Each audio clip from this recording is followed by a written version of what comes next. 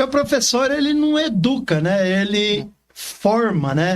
Ele é formador. Passa informações, né? Sim. Você vai lá, a primeira coisa que para ter resultado essa relação professor-aluno é ele ter educação, como se comportar, porque aí eu vou falar aí também já com um pouquinho mais de tempo que vocês, na época que nós fazíamos esses cursos básicos, primário, enfim, né?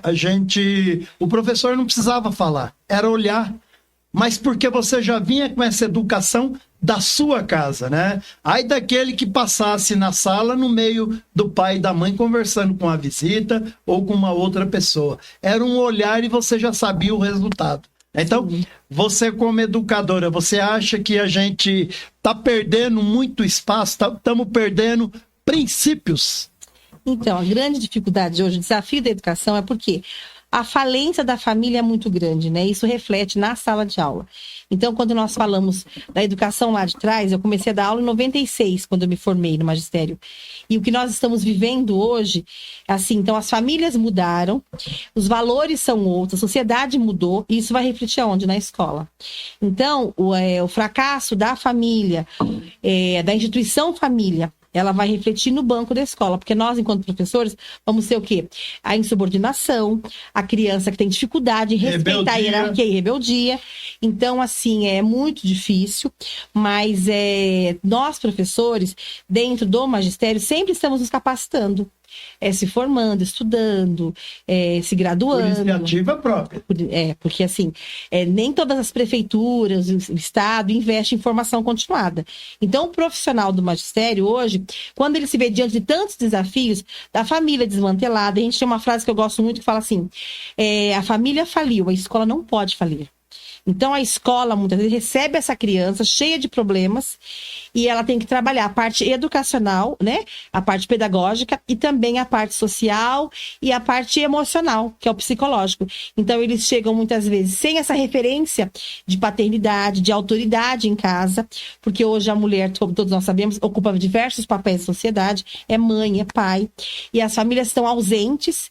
Então, hoje as crianças ficam à mercê de um celular, de uma tia, de uma avó, de uma babá, e aquela autoridade que tinha em casa antes, né? Alguém junto, alguém cuidando. Referência. A referência, não tem mais hoje. E quando perde essa referência, começa a ser um problema. Começa e vai refletir aonde? Na sala de aula. Então, nós, enquanto professores, temos que fazer todo um estudo, um preparo, toda assim, uma formação, investir na nossa formação para poder receber essa criança, muitas vezes completamente desestruturada, por uma família também disfuncional, e ali acolher a criança e, além de trabalhar a parte pedagógica, também direcionar essa criança que muitas vezes chega com um problema de aprendizagem, com um problema comportamental, algumas com transtornos de aprendizagem, e nós temos que fazer encaminhamentos, aquela parte toda de estar mostrando para a família que a criança precisa de um suporte, além daquele que a escola oferece. Ou seja, o professor acaba tendo uma figura de pai, de mãe, Sim. do padrinho, Sim. Ou seja,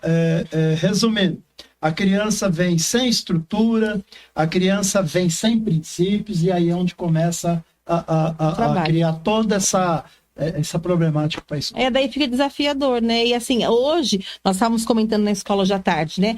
Tudo ficou para a escola. Infelizmente, né? Mas a escola precisou criar mecanismo para poder atender a falta da família, muitas vezes. Então, hoje na escola, em municípios grandes como São Paulo, é na escola que você faz CPF da criança. Que come o prato de comida. Exatamente. E é na escola que a criança vai ter contato com a vacinação, porque a mãe não consegue levar no posto. Que encaminha para fazer um óculos. Sim, que encaminha para um... Exatamente. Que tem problema dos mais... gêneros criminais, né? Às vezes o estupro, o assédio, né? A gente tem, como polícia, eu peguei muito isso aí. Então, na escola é o receptor de todos os problemas que as mazelas sociais, todas as mazelas, tudo que acontece de ruim acaba estourando lá.